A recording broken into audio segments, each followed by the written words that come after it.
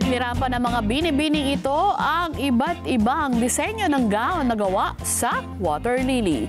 Bahagi yan ng proyekto ni dating Senadora Cynthia Villar para ipakita sa publiko na marami pang pwedeng gawin sa water lily.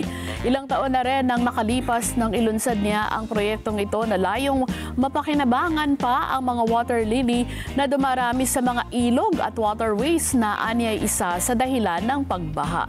Bukod sa gown, may mga pinatuyong water lily na ginawang mga basket, banig at iba pang produkto ang pinagkakakitaan na ng mga taga Las Piñas.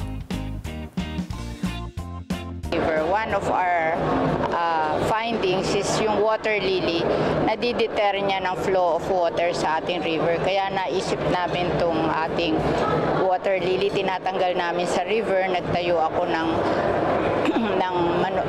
water lily weaving factory sa Barangay Talondos at doon wini-weave lahat yung tinatanggal sa river. Kaya nga yung sukat, nagbaha ngayon, ang daming water lily sa Parañaque River. Hindi masyadong natatanggal. Kaya nagbabaha. Kasi pag ang water lily, impede niya ang flow of water. Kaya dapat tatanggalin sa river yan. At napapakinabangan naman